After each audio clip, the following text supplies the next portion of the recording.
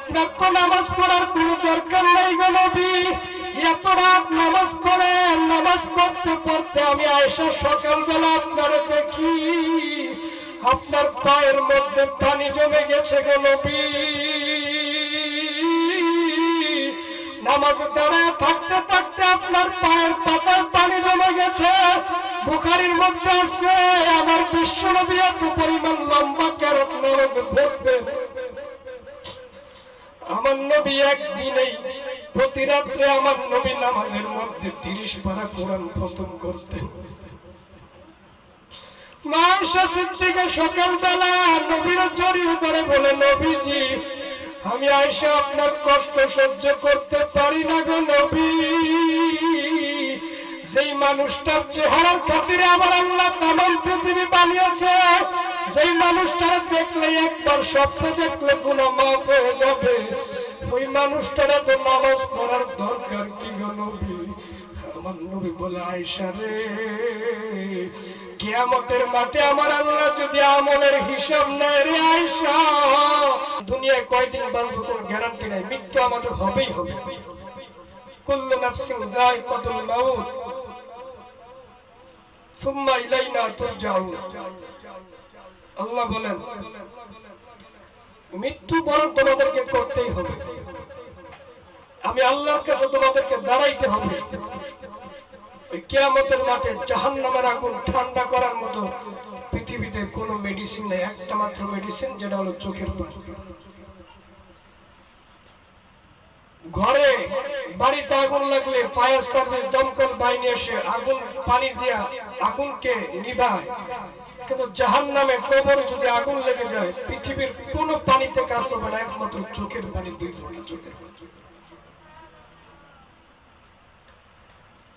এই জন্য বিশ্ব নবী বলেন, উম্মতেরা যদি দুনিয়ার থেকে তুমি কোনো বয়ানে বসে 2 ফোঁটা পানি ফেলতে পারো, কিয়ামতের ময়দানে রব্বুল আলামিন তোমার কোনো আমল যদি কবুল না হয়, এই চোখের পানিটা আল্লাহর কাছে ওকালতি করবে, মালিক কোন আমল যদিও কবুল না হয় আজকের চোখের পানির খাতিরে মাফ করে দাও। আমার আল্লাহ তাই করবেন, আমার আল্লাহ কোন আমলের দিকে তাকাবেন না। সেইটা আমি আপনাদের একটা হাদিস বর্ণনা করলে বুঝতে পারবেন।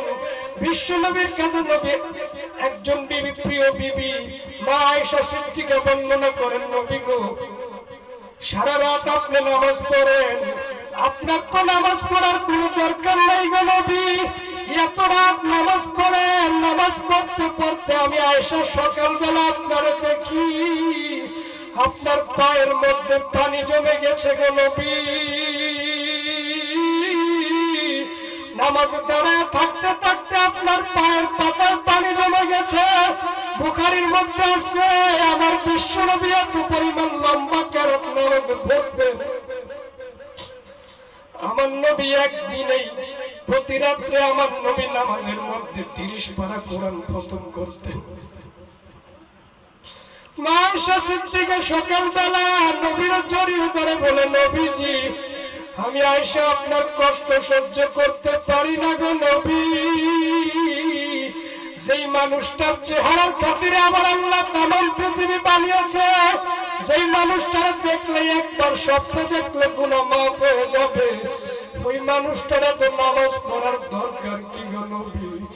আমার নবী বলে, আয়েশা রে, কিয়ামতের মাঠে আমার আল্লাহ যদি আমলের হিসাব নেয় রে আয়েশা, আমি নবীর যদি হিসাব নেয় আমি নবীও আমল দিয়ে জান্নাতে যাইতে পারবো না।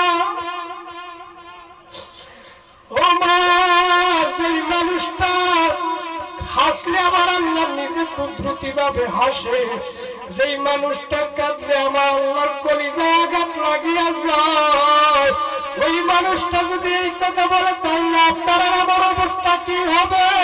শুধু একটাবার ভাবিয়া দেখেন গো মা। এই জন্য বিশ্ব নবী বলে, ও উম্মতেরা রে, কোন বয়ানে বসে যদি আমি নবীর কথা শুনিয়া, জাহান্নামের কথা শুনিয়া, কবরের কথা শুনিয়া, আমার আল্লাহর কথা শুনিয়া আল্লাহর হুকুমে 2 ফোঁটা চোখের পানি ফেলতে পারো, আমি নবী গ্যারান্টি দিলাম তোমার না জান্নাতে যাবো। কারণ কোন কুতুব নাই, কোন আল্লাহর বলি নাই যে আমল করি আমলের পুঁজি দিয়ে আমরা জান্নাতে যাব। বিশ্বনবী একটা হাদিস বর্ণনা করে বলেন, বনি ইসরায়েলের একটা যুবক 500 বছর ইবাদত করেছে। হাদিসটা আপনাদের অনেকের জানা। এই হাদিসের মাতাহাত ইমাম বুখারী রাহমাতুল্লাহি আলাইহি বলেন, 500 বছর ইবাদত করার পরে আল্লাহর কাছে কিয়ামতের মাঠে বলবে, ও আল্লাহর গোলাম, 500 বছরের একমাত্র ফরমানিন ছাড়া তোমার আমল আমি আল্লাহ কবুল করে নিলাম। শুধু একবার বলো, তুমি তোমার 500 বছরের আমল দিয়ে জান্নাতে যাইবা না আমি আল্লাহর রহমতের মাধ্যমে জান্নাতে যাইবা? ওই যুবকটা ডাক দিয়ে বলে, আল্লাহ, আপনার রহমতের দরকার কি? 500 বছর হায়াত পাইছি, এই 500 বছর ইবাদত লইয়াই তো আমি জান্নাতে যাইতে পারি। আমার আল্লাহ সামান্য জাহান্নামের একটা বাতাস ওই বান্দার গায়ে লাগায় দিবেন, এমন পিপাসা হবে সারা কিয়ামতের মধ্যে দৌড়াইতে থাকবে, এক গ্লাস পানি আমারে কেউ দিবানি। পানির তৃষ্ণায় বুক হাহাকার হয়ে গেছে।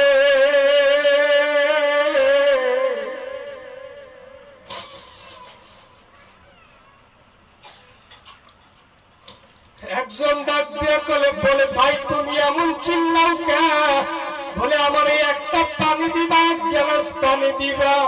জাহান্নামের বাতাস আমার শরীরে লাগার কারণে আমার তৃষ্ণা লাগিয়ে গেছে। আমার আল্লাহ ওই বান্দারে কেন কেন শিখায় দিবেন, তুই ফ্রিতে কোনো একটা নেক দিবি না?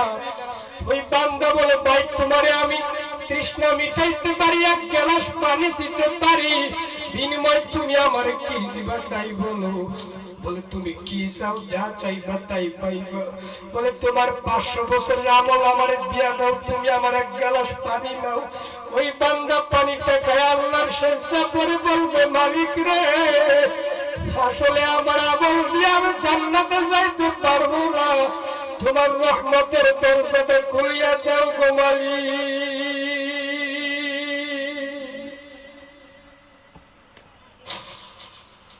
তোমার রহমত ছাড়া জান্নাতে যাইতে পারবো না। আমার আল্লাহ বলে, তাইলে বাহাদুরি করলি? আমি আল্লাহ যদি তোর একটা জীবনের হিসাব নিতাম, ওই বান্দা তোর যে আমি বাতাস খাওয়াইছিলাম, আমি আল্লাহ অক্সিজেন দিয়ে দুনিয়ায় পাইছিলাম, এই বাতাসটার হিসাব যদি আমি আল্লাহ নিতাম, ঠিক কোনদিন আমি আল্লাহ এক কদম জান্নাতে যাওয়ার অগ্রসরের ক্ষমতা নাই। কারণ আমি আল্লাহ যদি দুনিয়ার বাতাসটা 3 সেকেন্ডের জন্য বন্ধ করিয়া দেই, 3 সেকেন্ডের মধ্যে সারা দুনিয়া লয় হয়ে যাবে, ধ্বংস হয়ে যাবে।